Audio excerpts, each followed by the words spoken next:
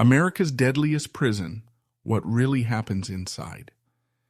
There's a place in America where men are sent to disappear, a fortress carved into the desert, built not to reform, but to break.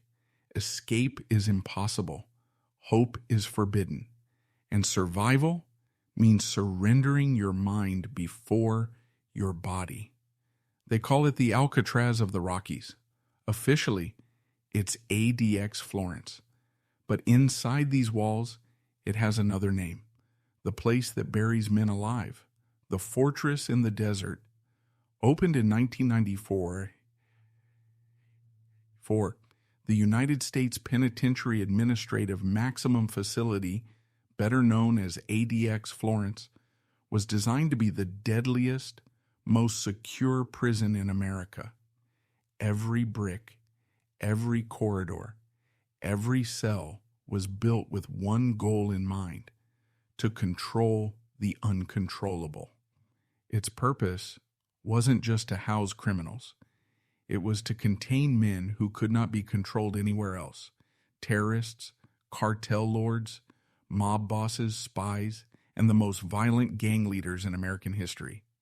Here, you'll find the names etched into America's nightmares: Ted Kaczynski, the Unabomber; Richard Reed, the shoe bomber; Zacarias Moussaoui, the so-called 20th hijacker of 9/11; even Joaquin El Chapo Guzman, the drug king who tunneled his way out of Mexican prisons. But not this one. The cells are built like tombs, 7 by 12 feet, reinforced concrete, a slot for food, and a window so narrow you can't see the ground, only the endless Colorado sky. It's isolation by design. Inmates spend 23 hours a day here. The remaining hour, alone, in a cage for what the government calls recreation. This isn't just prison, this is living burial. The routine of isolation. In most prisons, inmates complain about the noise, the yelling, the banging, the chaos. At ADX Florence, the deadliest sound is silence. Every day begins the same way. At 5:30 a.m., breakfast is shoved through the slot. Cold cereal, powdered milk, maybe a boy who has some lead egg. There is no cafeteria, no contact, no chatter. Meals are eaten alone, with only the sound of your own chewing for company. By design, inmates are kept in near total isolation. No conversations, no physical contact. Guards don't even enter the cells unless it's an emergency. Orders are shouted through intercoms. Even their yard time, the single hour outside the cell, is done in a concrete pen, alone, with nothing but a pull-up bar and a sliver of sky overhead. It's been called a cleaner version of hell. The psychological toll. Experts say the human brain isn't built for this kind of isolation. Studies show that after just 15 days in solitary, hallucinations, paranoia, and uncontrollable rage begin to set in. At ADX Florence, men spend not 15 days, but decades. You start hearing things that aren't there. You talk to shadows. You scream just to remind yourself you still exist. Former wardens have admitted the goal isn't rehabilitation. It's control through psychological suffocation. Prisoners here call it the clean version of torture. In 2011, a lawsuit filed by mentally ill inmates described ADX as a place designed to drive men insane. Guards reported men mutilating themselves, swallowing razors, and smearing blood on the walls just to feel something real. One inmate bit off 2 of his fingers and mailed them to a federal judge. Another pounded his head against the wall until he cracked his skull. This is the reality hidden behind the fences. Not riots, not gang wars, just silence, madness, and men unraveling in slow motion. The monsters within. If ADX Florence is a tomb, then its residents are the ghosts America fears most. These aren't just criminals.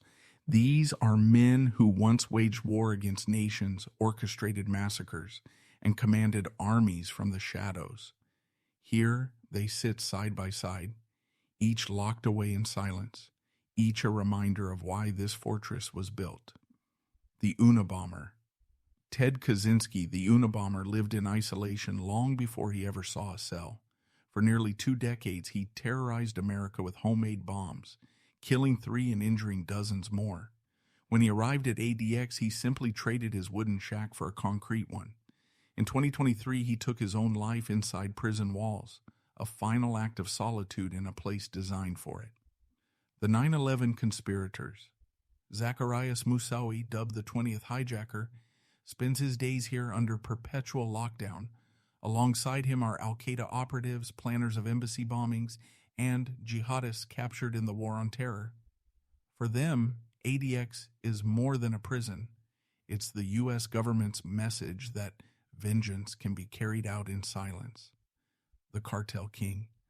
Perhaps the most infamous inmate of all, Joaquin El Chapo Guzman, the drug lord who tunneled out of Mexican prisons, who bribed officials, who ran one of the world's most powerful cartels. But at ADX Florence, his tunnels mean nothing. He sits in a box, unable to speak to his empire, watched every second of every day.